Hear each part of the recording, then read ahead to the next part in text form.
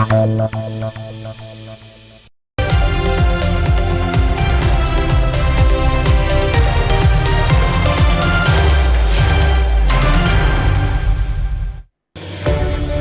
up this afternoon, Accra High Court blocks former Chief Justice Gertrude Tokonu's lawyers' attempts to orally withdraw the case challenging her removal process. The court insists the right processes must be followed. Also, the ZAR utility service providers hold crucial meeting with the PURC over a proposed 224% increment in ECG's distribution service charge between 2025 and 2030. Also this afternoon, government moves to find a long-term solution to the Gbenyiri land dispute as humanitarian crisis there worsens.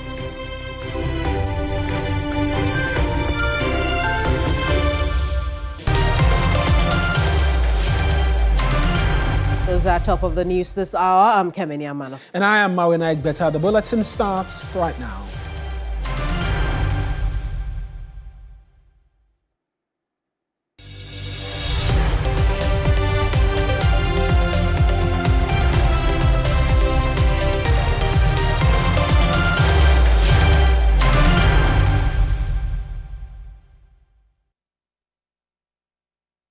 Now, this afternoon, the Accra High Court has ordered lawyers of former Chief Justice Gertrude Tokonu to follow the appropriate procedure in withdrawing the case challenging her removal process. Presiding Judge Justice Eugene Nyadu Nyante blocked efforts by a lawyer for the former CJ to orally withdraw the suit filed on June 23. We know the former Chief Justice, Gertrude Tokonu, on June 23rd, filed a judicial review application asking the High Court to strike out a petition by a group known as Shining Stars of Ghana. Her lawyers argue that the petition was fundamentally flawed, citing that the group was unregistered and the members were anonymous.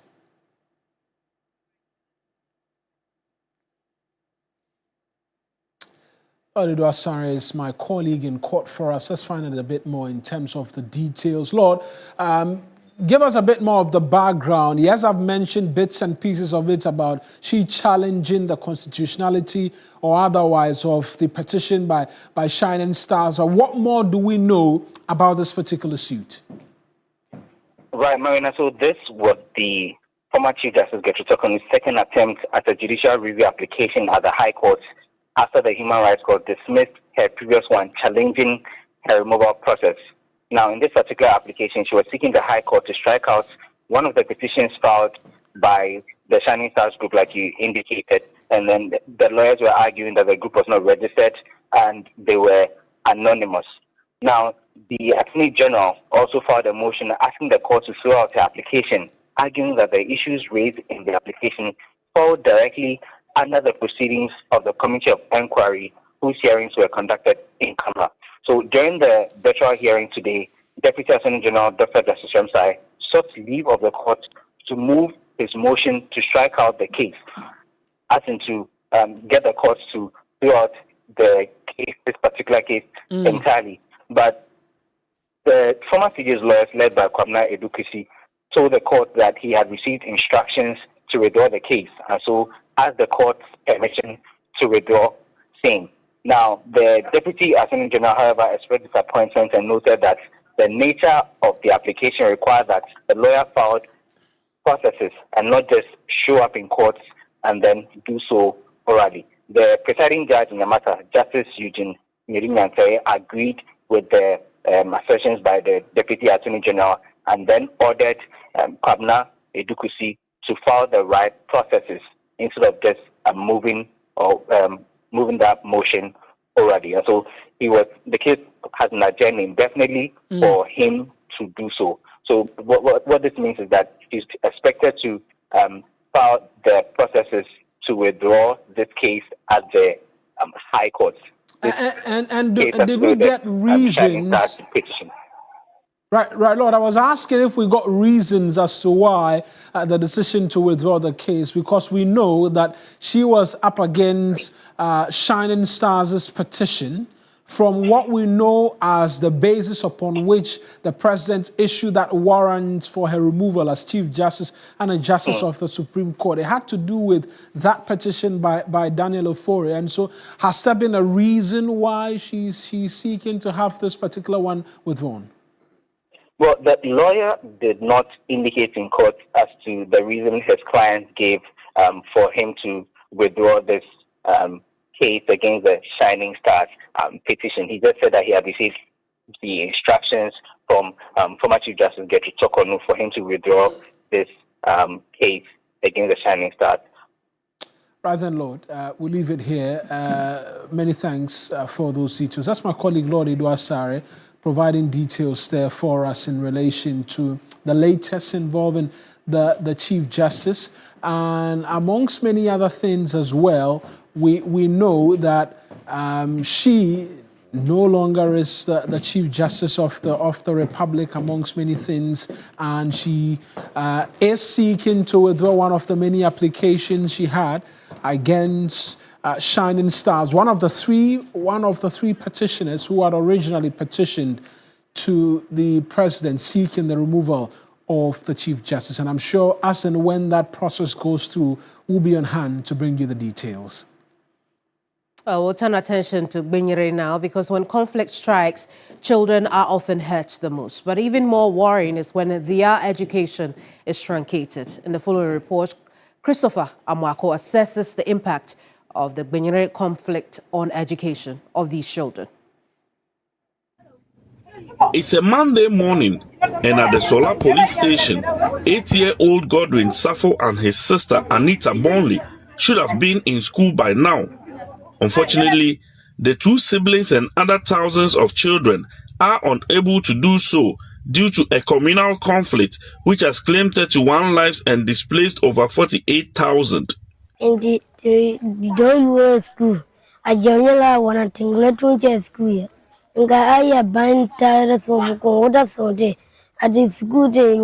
My community is not far from here, but I cannot go to school because it's not safe.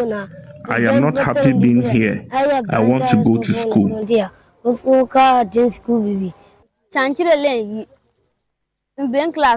The conflict is affecting my education. I want to go back to school, and so government should intervene.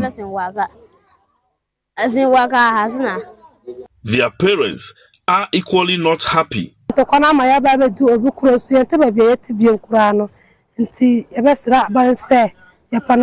fled from the conflict to this place, which is affecting the education of our children. Schools have reopened, but they can't go to school. We appeal to government to intervene. If not, they will lag behind. A visit to some of the schools Monday morning revealed that the pupils and their teachers have been absent since school resumed on Tuesday, September 2. School resumed, and since we have not found any of our children coming to school. I also made efforts getting to the community because one of my teachers is a chief of the community. I went and engaged him, and we realized that majority of the children are Brifors, and for that matter, they have also run away for their lives. Behind me is the Dolly DA Junior High School here in the Bole district. Now, since schools reopened last week, no child has come to school because of the spillover of the conflict. There are 44 of such schools in the Bole district in 39 communities that have since been closed as a result of the conflict. Savannah Regional Director of Education, Bright Lawe, who was on a working visit to the Sola and Bole areas to assess the impact of the conflict, expressed worry over the impact of the conflict on education. In fact, for the two districts, Bole district and the Sola Tuna Kalba district, the conflict has seriously disrupted educational activities. Out of 23,000 learners as Sola Tuna Kalba district, 15,000 of them are gone. Around 10,000 are those that can be found in our schools. This is very bad for education. And just as I told you, Bole, 5,000 students, because of the spillover, also ran away with their parents. He revealed that GES in partnership with UNICEF, will roll out an education emergency program at both the Sola and Vonkoro camps for the over 20,000 displaced children. As whatever it is, we are being affected. Already our performance is not that too good. And when we are in the second week of a new academic year. So we need to provide measures that will take care of our learners for now. He called for a ceasefire. But our advice will be to the parents, let's stop the fire thing. Negotiation should be the first option and not litigation, so that we'll have peace to work. Myself and my teachers, my students were not part of the conflict, but yet we are affected. The United Nations Children's Fund, UNICEF, has provided some teaching and learning materials to the two affected districts to begin an education emergency program at the Sola and Vonkoro camps. UNICEF is also providing some wash facilities at the two camps. On Sunday, August 24, a communal conflict between two feuding factions over a plot of land ignited the clashes, which have so far claimed 31 lives, with over 48,000 people displaced.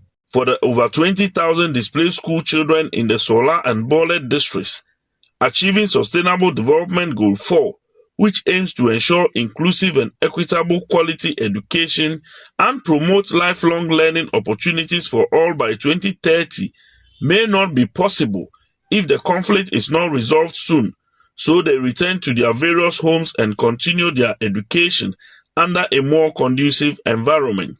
This conflict has undoubtedly impacted negatively on education, despite the support by UNICEF to provide some emergency education to the over 20,000 displaced children in both Sola and Bole districts.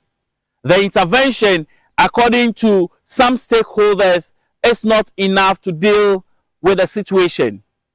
Christopher Mwako, TV3 News, Bole. Well, now let's get you the very latest on this matter. The Minister for the Interior, Muntaka Mubarak, acting upon directive of the National Security Council, has established a ministerial mediation committee to find a lasting solution to the Gbenyiri conflict.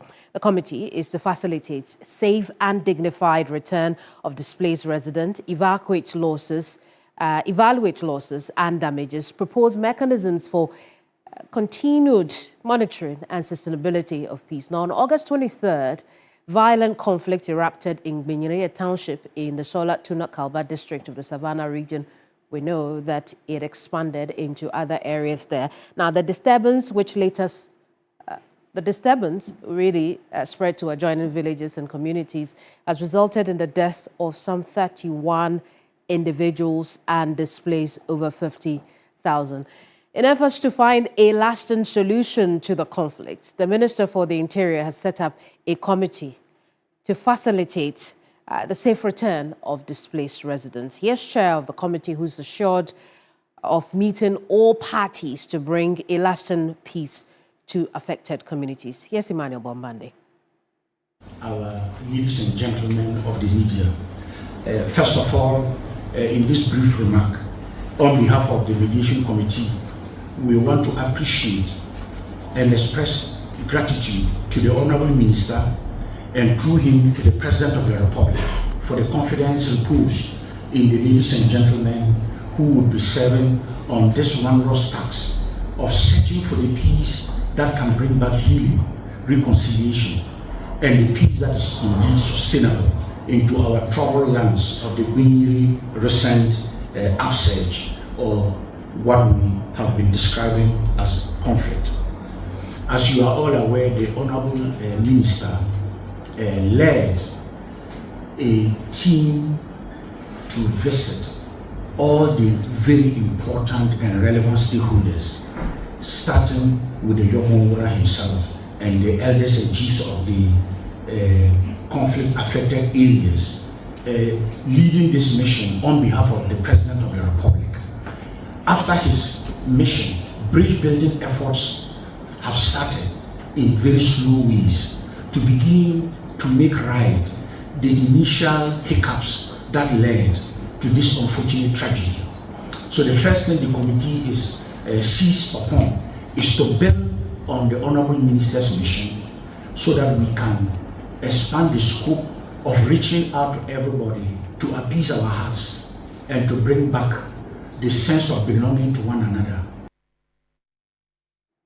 Emmanuel Bombande is chair of the Ministerial Committee tasked to bring a lasting solution to the conflict in the Sola Tuna Kalba district as well as the Bole districts. Now let's now hear from the Interior Minister who set up this committee, Mohammed Muntaka. Of the Savannah region.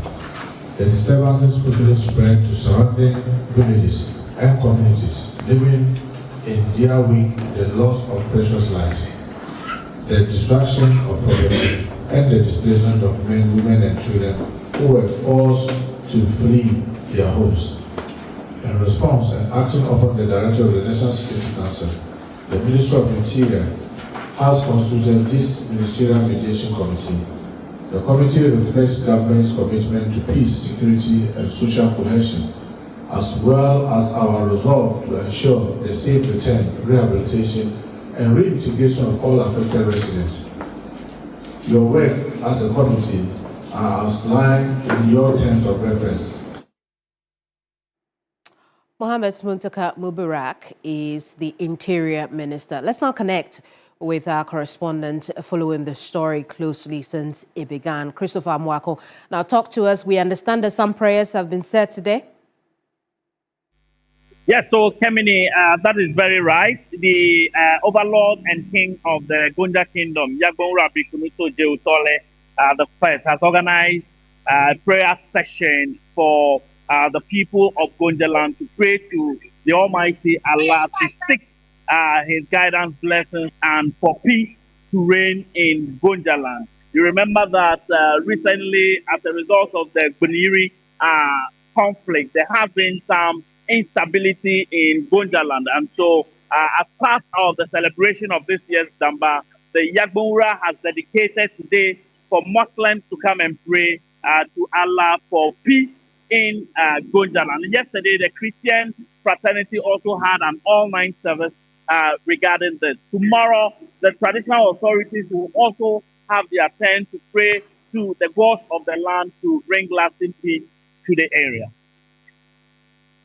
I see. And what has been the response from the residents? Yes, so residents are happy, especially with this prayer, because beyond the fanfare, beyond the celebration, there should be peace for them to be able to cohabitate with each other. And so they have welcomed this particular prayers by the Yagbonra. Also, the residents have been reacting to the Interior Minister's Committee that is coming into the region to ensure that lasting peace is brought back to Gonja land. Let's take a listen to what some of them have been saying. We are ready for it. We are happy government has taken this step to see how peace can get. Me in particular, as a Gonja land youth president, I have not heard a scope of engagement in settling this matter. So what I plead with the Interior Minister is that they should give us the scope of engagement. They should give us ample time to also meet them so that we would have prepared well. For the matters of peace, you can't just speak about it one day and it will end. We must be realistic and factual. So if you are given the scope of the engagement, we are given an ample time, then we can also meet and then come up with something that will help the committee. The 7-member committee that is being negotiated by the Interior Minister is a good call by the Minister. This is to bring a lasting peace in the area, Gbenyiri area.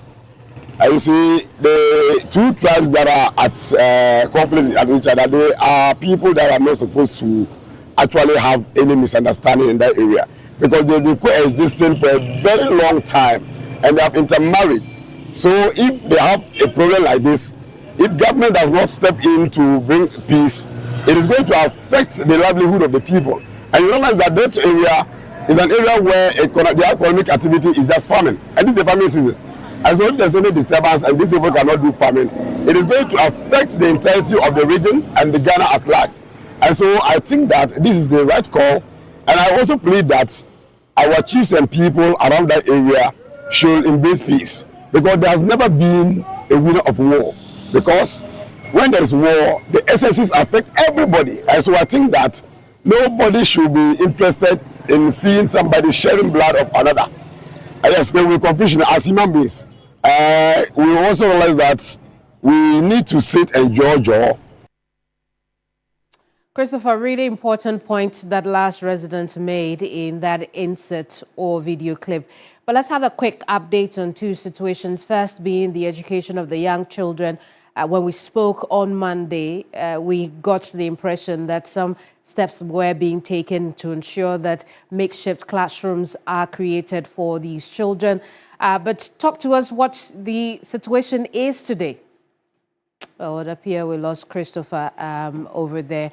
But that's the situation now. When we do get Christopher back, we may get the update on that, including those who fled to Ivory Coast or Cote d'Ivoire, find out how government is ensuring they are safely returned to the country. In the meantime,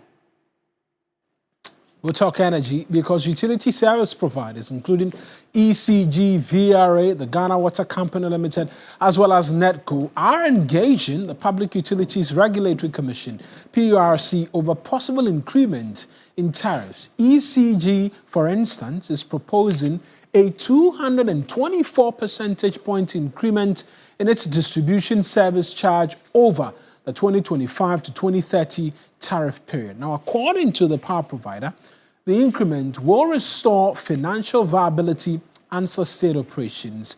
Access to electricity stands at 89.5%, and the VRA is hoping to use renewable mini-grids to reach those in rural areas as well as island communities. They are as well projecting this to cost some $2.4 million. The VRA is requesting PURC to increase the bulk distribution charge from 45 pesos per kilowatt hour to 71 pesos per kilowatt hour, representing a 59% increase as well, to enable them recover the cost of power generation to the distribution companies.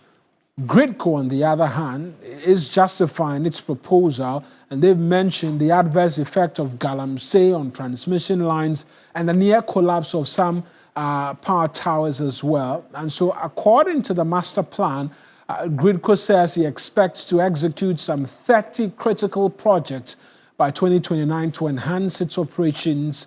And one of the projects is the Eastern Corridor project as well. And they as well want to explore investment modules that have worked in other jurisdictions to ensure they stay financially viable. And so all of these, and they say that one key investment that they've made in the 2022 tariff increment was the improvement in transmission capacities at the various substations across the country. And that's according to Gridco. Hence, they're also justifying the increments that they are proposing. But let's hear from Nanaya Jantwa. She is a board member of the PURC. Let's hear from her. Yes. Before we get to the final decision, the last major tariff review was taken in 2022. The utilities came with their submission, the PRC gave a tariff, and upon that basis today, they are going to tell us what they use that money for, how it benefited the system and benefited the consumer, and also how thus far, how they are going to use whatever we have given to them or we are going to give to them. Whatever we are doing here today is legal, is steeped in law. Let's go over to the PRC right now. My colleague George Queenin is stationed there, has been listening in on the justifications that have been coming through. And we all know that more often than not, these utility providers, they pitch forward what they expect to receive in terms of negotiations from the PRC, but more often than not, we see that beat down quite considerably. George, talk to us about the interactions that's been ongoing and what the PRC's response has been to these tariff increments as proposed by these utility tariff providers. Thank you so much, Marina, for having me. We're coming to you live from where this engagement is actually taking place. So this year, of course, is a major tariff year, and so the last, major tariff review was in 2022, and so most of these tariffs that were given to these service providers, they have to justify what investment they made with these tariffs. And so moving forward, they are out with new proposals. VRA has mentioned what they require. NETCO will also be coming next. ECG, of course, we know they are requesting for 224%, and GMPC, of course, will also be, coming here in the consultation meeting. But clearly, at the end of the day, what PRC is saying is that yes, you need some sort of investments. You've actually bought machines and all that, but at the end of the day, we'll try and come at a level playing field so that at the end of the day, if we give the we may have lost George just there on the Zoom connection, but George, they're providing us a bit more details in terms of who is expected. George is back with us. George, are you on Gridco, and then the others expected to come in as well a lot later today? There are 4 other service providers that are supposed to also join this very meeting. There's GNGCL, there's GNPC, and there's NETCO as well. And lastly, it will be EPC. But I'm also seeing ECG coming again, even though they came yesterday. They're also making a feature today, ECG. And apart from what they propose, I don't know what else they're going to talk about this very after. So clearly, Marina, these are the next people that are expected to be a part of this very consultative meeting. But as we always do, we'll actually update you, the viewers, accordingly with updates on this very consultation meeting, Marina. Right then, George, we'll be on the lookout for the details. George Quinn is my colleague. He's observing the ongoing major tariff year review that's currently underway, and we'll continue to provide details as to what happens. That'll take us on to our very first break here on News Central. When we return, we have a bit more stories for you. Please stay tuned in.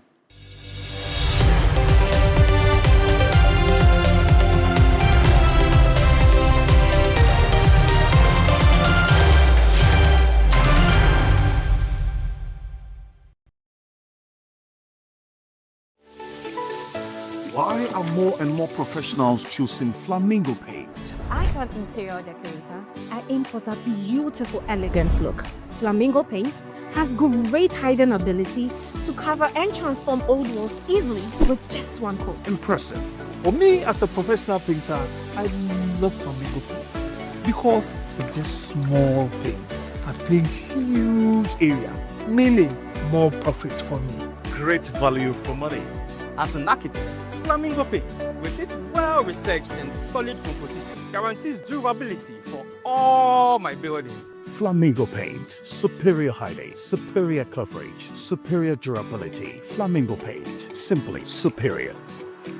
Franco, your #1 shop for unbeatable deals and cutting-edge gadgets.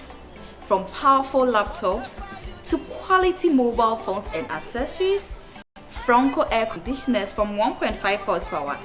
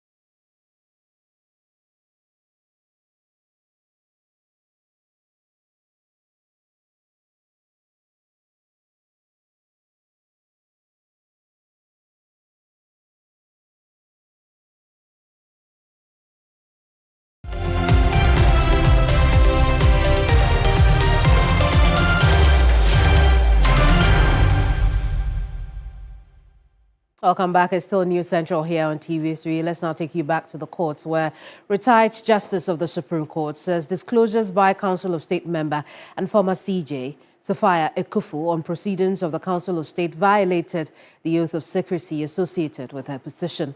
Sophia Ekufu, in the aftermath of the removal of Gertrude Torkornoo as Chief Justice, labeled the allegations for her removal as trivial, while further disclosing details of her decision at the Council of State meeting in determining a prima facie case against Torkornoo.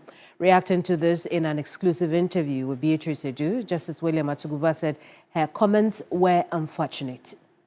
I want us to talk about the decision of the former CJ to talk about this. Yeah. She is a member of the Council of State. Yeah. And when you read Article 89, Yeah. precisely clause 4, it says a member of the Council of State shall, at the first meeting of the Council which he attends, take and subscribe to the oath of secrecy and the oath of a member of the Council of State set out in the second schedule to this Constitution. Yeah. The argument is that as a sitting member of the Council of State, she didn't have to come out to tell us about what transpired within the meeting. Well, that's a threat. That's a threat. That is it. That is it. Oath of secrecy is there. So, but you know, human conduct. If we're all behaving mathematically according to that, there would never be a problem. You see, so sometimes these things can happen. So you look at it's unfortunate it happened that way. What happened that way?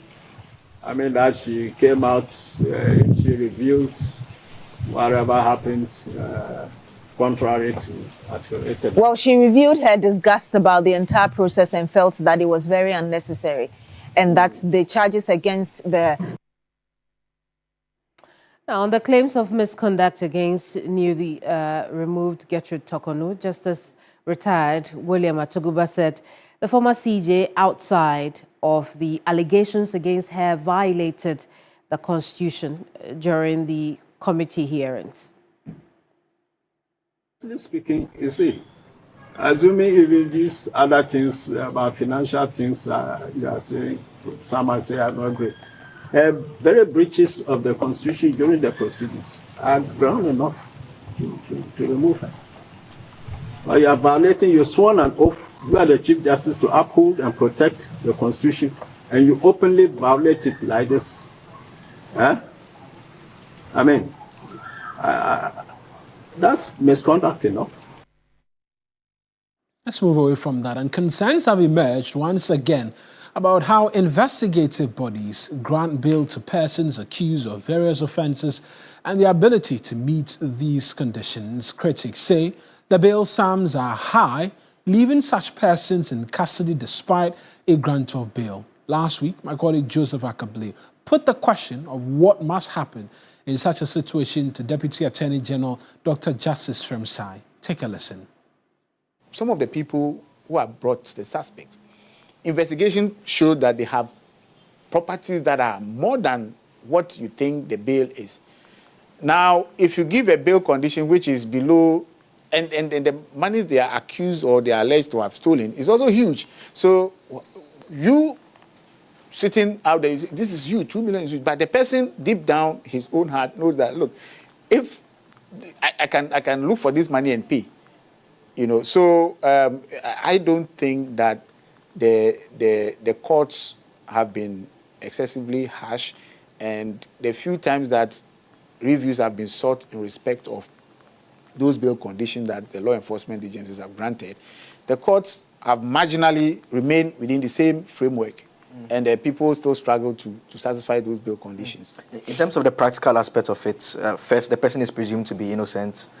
When you are arrested, they can either release you conditionally or unconditionally.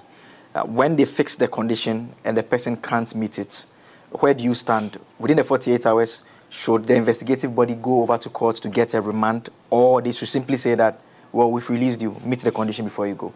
So, if you read the law says if you arrest someone, you present the person to the court of competent jurisdiction for his liberty to be decided. That's the position of the law. So, the investigative authorities also have a mandate, a command actually under the court to send the person to a court of competent jurisdiction for the bail condition for the person's liberty to be decided. But that doesn't also prevent the accused person, who also has the right to go to court.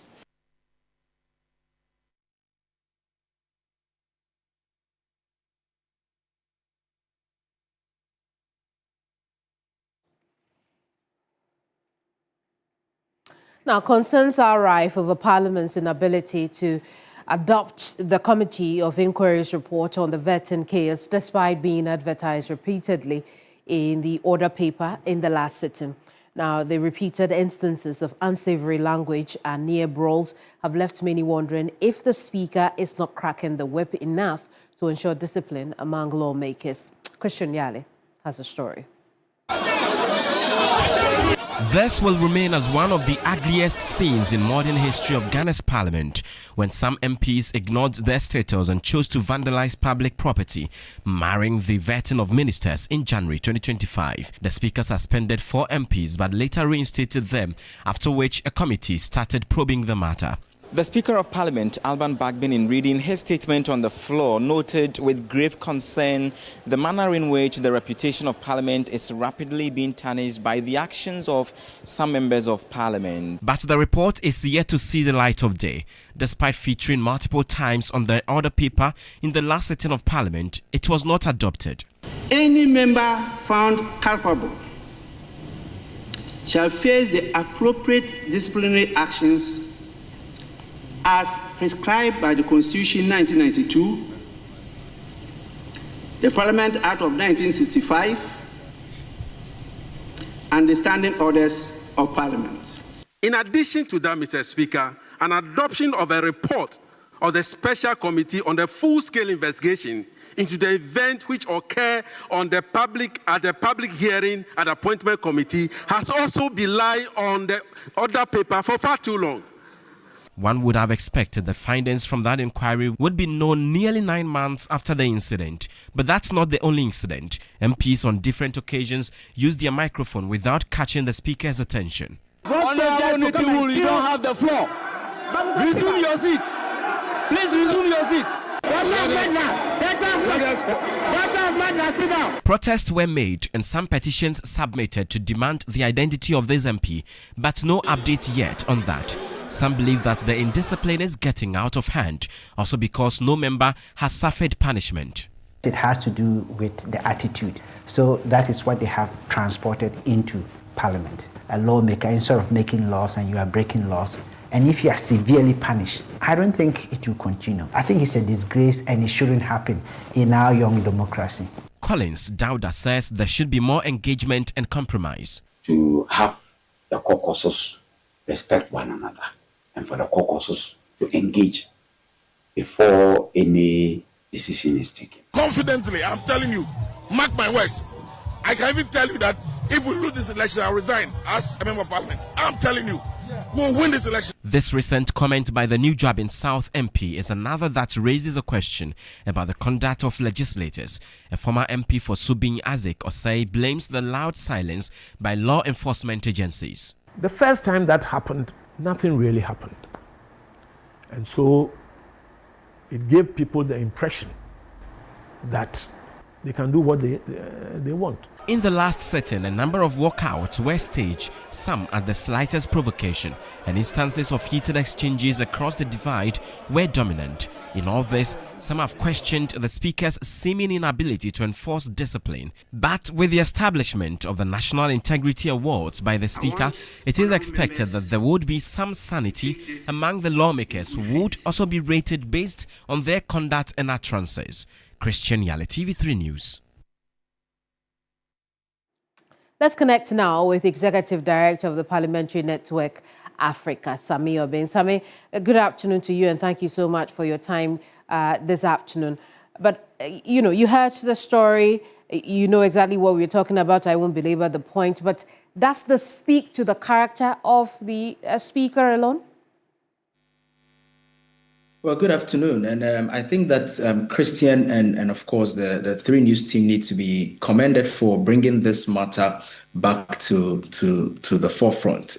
Often when issues like this happen, we usually jump to the next issue, and sometimes we allow our political class, people who are supposed to be in positions and in authority, to go off the hook, in instances like this. I mean, it's been several months since this issue happened. And I think that it is not just about the speaker, but certainly as the head of the institution parliament, the speaker cannot go without being blamed. There is the committee of parliament, which is made up of the leadership of parliament, both majority and minority side, known as the business committee of parliament. That committee is responsible for ensuring that any matter that needs to be discussed in parliament gets tabled. So this is an issue of leadership, the leadership in parliament. And I think that it is important that we hold them to account for how many months this has gone without issues being dealt with. Beyond the speaker, beyond the leadership of parliament, who are supposed to deal with the issue of the reports in chamber, there is also the bit about the administrative wing of parliament, the clerk to parliament. Remember that in that directive that Mr. Speaker gave on the floor of parliament, he asked the clerk to report to the police. He asked the clerk to quantify the losses that have been, the damages that have been made, and make the members of parliament pay. We ask ourselves the question, has these been done? It will interest you and your viewers to know that as far back as the 11th of July, here at Parliamentary Network Africa, we put in a right to information request to Parliament to say, what is the status of this particular probe? What is the status of the clerk having to surcharge these members of parliament? Has the clerk reported the case to the police? Parliament came back under the Right to Information Act to give responses that are not satisfactory, essentially saying that, well, there is no information we can provide now. But by the law, we are entitled to some internal review, for which we have triggered the same thing, hoping to hear from Parliament on this subject matter. We must continue to hold duty bearers to account so that they do not take some of these situations for granted. But why do you think that they do not want to proceed on this? Because we can't say that, because it's been on their order paper the entire session before they went on break. Why do you think they are not doing anything about it?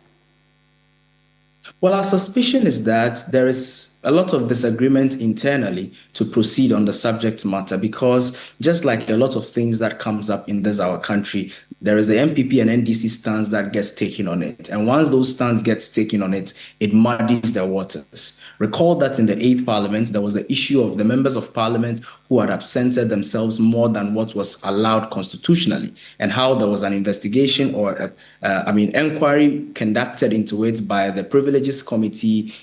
The report was ready. Parliament went about pussyfooting around the issue until that 8th Parliament expired. And if we do not take care, this is the same strategy, the same approach that Parliament may use for this particular situation. But for an issue that happened in the very first month of a new Parliament, we cannot allow 4 years to go for Parliament to dilly-dally around the matter. I think that Parliament is not committed to cracking the whip when it comes to its own people. And that's not a very good when it comes to the reputation of an institution like Parliament, which is supposed to hold other institutions to account. It's a matter of who watches the watchman. Sami, what would you say to Parliament, for instance, if the MPs make two arguments, right? The one being they are master of their own rule, the first one being that, and then the second one being that, listen, there were apologies said, they were remorseful on the floor of Parliament, the leadership had come to a conclusion that what had happened was not right, for which reason, they had forgiven each other, really. What would be your response to that? Well, this has gotten nothing to do with masters of own rules. I think that it's important always that we put this whole issue about masters of their own rules in context. You can be masters of your own rules once you are acting within the confines of the law. And so you cannot go on rampage and cause all manner of unprintable things to happen on national television and hide behind being masters of your own rules and sweeping it under the carpet. I think that's completely unacceptable. And so that must certainly not be entertained. The issue about apologies being rendered. Remember that there were specific directives. Mr. Speaker said, Committee established, committee presents its report so that the committee's report and its findings will be adopted by the House. Yes, the committee has been established. They sat. We spent taxpayers' monies to allow them to sit and to see the work that they've gotten to do. Now it is about time that they present the report. Mr. Speaker was clear. Clerk to Parliament.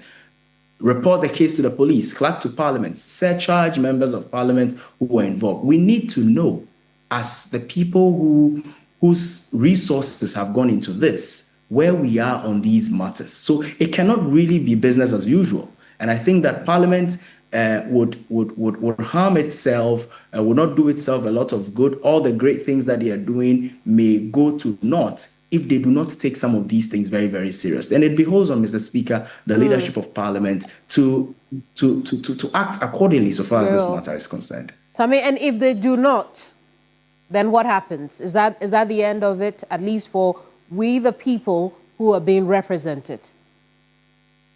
It certainly cannot be the end of it. And that's why I commended Media General for taking this particular matter up. I mean, for us at Parliamentary Network Africa, as a civil society organization, we've exercised our rights under the Access to Information Law. We're going to push until the people of Ghana are told exactly how this matter has been concluded. The people of Ghana must also be interested. We must not allow new issues that come up to kind of push away the very important issues that matter to us as a country in a way that makes politicians feel that, well, let's give issues a week or two and everything will be fine. That's not how to build a country.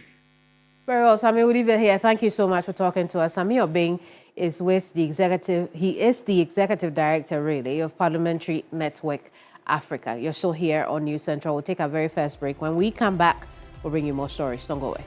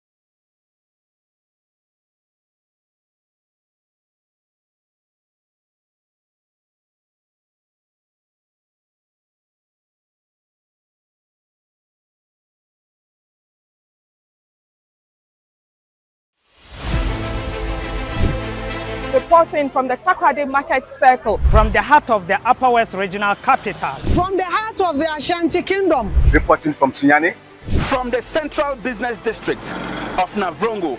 The parliamentarians are on recess. This is where it all unfolds, the moments that potentially alters the course of our nation and the world. These are the individuals we recognize, the voices we amplify, who appears on screen and who contributes behind the scenes. With professionalism at our core, we bring you news you can trust, impact journalism that makes a difference. This illustrates how diverse perspectives enhance our strength and reinforces our mission. This is 3 News, leaders in breaking news, exclusive interviews, facts and analysis on TV, radio, online and digital. 3 News, first in news.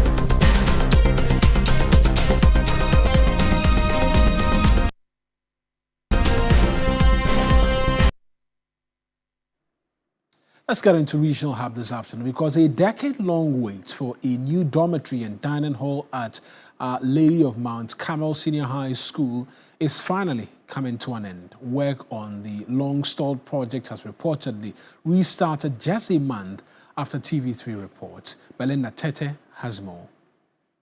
The project, which have been abandoned for years, has forced students to endure overcrowded living conditions and inadequate dining spaces. These have been widely criticized by students for hindering their studies and overall well-being. This was initially built with the purpose of a classroom block to serve for learning and teaching for the pupils of Mount Carmel Senior High School, but as you can see, have currently been converted into a dormitory block. Not long after the reports, construction work started on the site.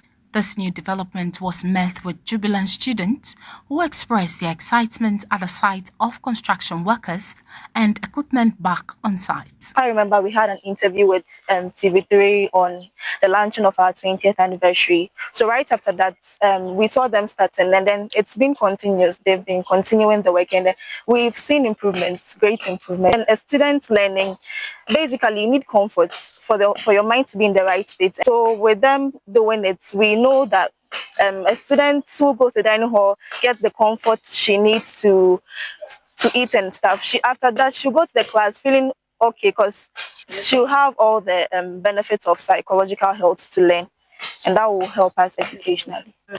Thank you, TV3. The contractor had mobilized a full team who are working to accelerate the construction process and is committed to ensuring the projects are completed within a reasonable time frame. We are moving fast because even we are also getting pressure from the school and at the same time from my boss. With the dormitory block, we have finished all the wiring. School authorities remain hopeful that the project will be completed without further delays. So we are hoping that they will be able to finish as soon as possible to enable us to undertake this year's admission. The completion of the new dormitory and dining hall is expected to significantly improve the school's infrastructure, providing a more conducive environment for learning and development. Belinda Tete, TV3 News, Borno East Region.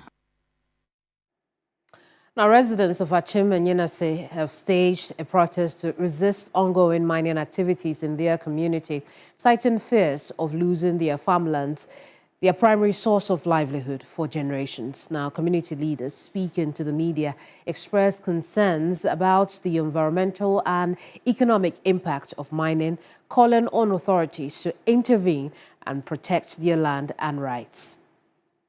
According to the residents, no proper engagement was held with them before mining firms began prospecting and operating in the area. Enyiresi is a small farming community made up of predominantly farmers who depend largely on farming for their livelihood. All the immediate surrounding communities have been devastated by mining activities except Enyiresi, which is serving as a food basket that is feeding those communities. We also believe that cocoa also fetches government of Ghana foreign exchange. So we want to keep our cocoa for the government. We also call on His Royal Majesty Amotia Oforipenin of Achimebuakwa traditional area, a strong anti-galamsey advocate, to come to our aid to fight this noble cause. And above all, His Excellency, the President of the Republic, John Dramani Mahama, should heed our cry and help us preserve Enyiresi for future generations.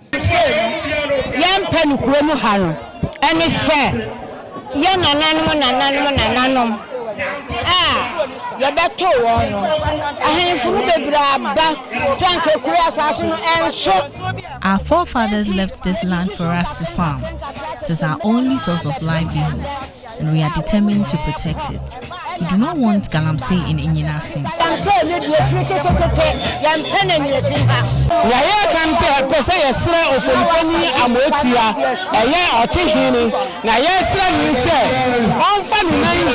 We humbly appeal to the Ochihini to intervene and help stop galamsey activities. We are ready to make any sacrifices, even with our lives, to resist this distraction.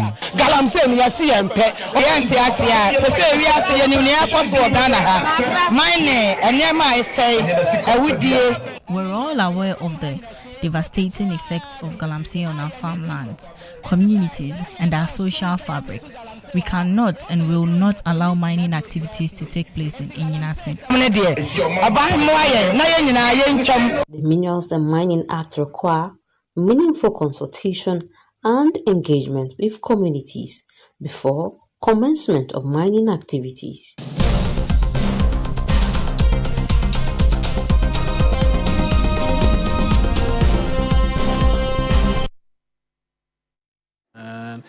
A very legitimate concern from the people there. They say they want to continue with farming, which is the means by which they make a living, but illegal mining is not allowing them to. It brings back to the fore all of our conversations about galamsey and the fact that action ought to be taken.